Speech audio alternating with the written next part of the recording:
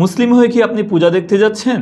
পূজার সময় আমরা দেখতে পাই অনেক রাজনীতিবিদরা, অনেক নেতারা, এমনকি অনেক মুসলমানদের সন্তানরা তারা পূজার মধ্যে গিয়ে অংশগ্রহণ করে থাকে, পূজা দেখতে যায়, পূজার বিভিন্ন কর্মকাণ্ডের মধ্যে তারা সম্মতি প্রকাশ করে থাকে। আপনি যদি তাদেরকে জিজ্ঞেস করেন যে আপনি সেখানে গিয়েছিলেন, তখন তারা বলে যে আমরা এগুলোকে কোনোভাবেই সমর্থন করি না, শুধুমাত্র আগ্রহ থেকে দেখতে গিয়েছিলাম যে তারা আসলে কি করে। এইভাবে আগ্রহ থেকে আপনি কি পূজা দেখতে পারেন? ইসলাম কি আপনাকে সেই অনুমতি দেয়? আপনার কি মুসলিম হয়ে যেতে পারেন কি না, এই বিষয়টা যদি আপনি গবেষণা করেন তাহলে আপনি একটি হাদিস দেখতে পাবেন কানজুল উম্মালের মধ্যে। সেই জায়গার মধ্যে আল্লাহ নবী সাল্লাল্লাহু আলাইহি ওয়াসাল্লাম বলেন, মান কাসসারা সাওয়াদ কওমিন ফাহুয়া মিনহুম। যে ব্যক্তি অন্য ধর্ম অবলম্বী যারা আছে তাদের ধর্মীয় অনুষ্ঠানগুলোর মধ্যে অংশগ্রহণ করে তাদের পাল্লাকে ভারী করে দিও, নবীজি সাল্লাল্লাহু আলাইহি ওয়াসাল্লাম বলেন সে তাদেরই অন্তর্ভুক্ত হয়ে গেল। শুধু তাই না, হযরত ওমর রাদিয়াল্লাহু তাআলা আনহু তিনি তার সাথী সঙ্গীদেরকে, এমনকি অন্যান্য সাহাবায়ে কেরামদেরকে সতর্ক করে একটা কথা বলেছিল, যেটা ইমাম বাইহাকি সুনানে বাইহাকির 18,862 নম্বর হাদিসের মধ্যে উল্লেখ করেছেন। তিনি বলেন, ইজতানিবু আ'দা আল্লাহি ফি ঈদিহিম, তোমরা আল্লাহর দুশমনদের উৎসবগুলোতে অংশগ্রহণ থেকে বিরত থাকো। তো তাকে জিজ্ঞেস করা হয়েছিল এর কারণ কি।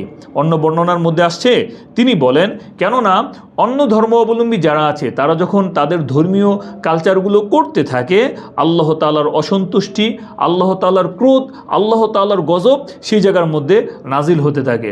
অতএব তুমি যদি সেই জায়গার মধ্যে অংশগ্রহণ করো তাহলে আল্লাহ তাআলার গজব তোমার ওপরও নাজিল হতে থাকবে। শুধু তাই না, আপনি কি জানেন যে আপনি সেই জায়গার মধ্যে অংশগ্রহণ করা, এখন এটা যেভাবেই হোক না কেন, আপনার ঈমান হারা হয়ে যাওয়ার সমূহ সম্ভাবনা আছে। যেমন আপনি যদি ফতোয়ার প্রসিদ্ধ কিতাব ফতোয়ার বাজ্জাজিয়ার 3য় খণ্ডের 333 নম্বর পৃষ্ঠাটা দেখেন, সেই জায়গার মধ্যে ইমাম বাজ্জাজিয়া অত্যন্ত কঠোর থেকে কঠোর একটা ফতোয়া দিয়েছেন। তিনি বলেন, আল খুরুজু ইলান নাইরুজিল মাজুসি ওয়াল মুওয়াফাকাতু মাআহুম ফিমা ইয়াফআলুনাহু ফি যালিকাল ইয়াউমি কুফরুন। যে একজন মুসলিম সে অন্য ধর্ম অবলম্বী যারা আছে, মুশরিক যারা আছে, মাজুসি যারা আছে, তাদের উৎসব নাইরুজ, মেহেরজান এগুলোর মধ্যে যদি অংশগ্রহণ করে এবং সেই দিন তারা যা যা কাজ করে, মুসলিমরাও যদি সেই দিন সেই ধরনের কাজ কারবার করে, তাদের কোনো কর্মকাণ্ডের মধ্যে যদি সম্মতি প্রকাশ করে, অথবা কোনোগুলোকে বাহ বাহ বলে প্রশংসা করে, অথবা সে মনে মনে বলল এই জিনিসটা অনেক সুন্দর, উনি বলেন ইয়াখাফু আলাইহিল কুফুর, তাহলে ওই মুসলমানের কাফের হয়ে যাওয়ার সমূহ সম্ভাবনা আছে। আপনি কল্পনা করতে পারেন যে আপনি কখন ঈমান হারা বেঈমান হয়ে যাচ্ছেন, আপনি এটা টেরই পাচ্ছেন না। তাহলে আপনি পূজা দেখতে যাওয়ার আগে আপনি একবার কল্পনা করুন যে নবীজি সাল্লাল্লাহু আলাইহি ওয়াসাল্লাম বলেছেন আপনি পূজা দেখতে যাচ্ছেন মানে আপনি তাদের অন্তর্ভুক্ত হয়ে যাচ্ছেন। হযরত ওমর রাদিয়াল্লাহু তাআলা আনহু তিনি বলছেন, আপনি অন্য ধর্মাবলম্বীদের অনুষ্ঠানে অংশগ্রহণ করছে, সেই জায়গার মধ্যে আল্লাহ তাআলার গজব নাজিল হচ্ছে, আপনি আল্লাহ তাআলার গজব নিয়ে ফিরে আসছেন।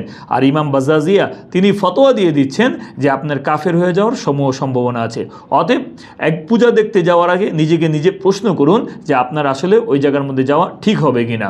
এই জন্য অন্য ধর্ম অবলম্বী যারা আছে তারা তাদের ধর্মীয় অনুষ্ঠান কালচার যা ইচ্ছা তা করতে থাকুক, কিন্তু ইসলাম আপনাকে সেগুলো দেখতে যাওয়ার, সেগুলোর অনুষ্ঠানগুলোর মধ্যে অংশগ্রহণ করে উপস্থিত হওয়ার এই ধরনের অনুমতি ইসলাম আপনাকে দেয় না, কোরআন আপনাকে দেয় না, হাদিস আপনাকে দেয় না, এবং ইসলামী কোনো বিধিবিধানই আপনাকে দেয় না। অতএব এই ধরনের পূজা অংশগ্রহণ করা থেকে আমাদের সকলেরই বিরত থাকা দরকার।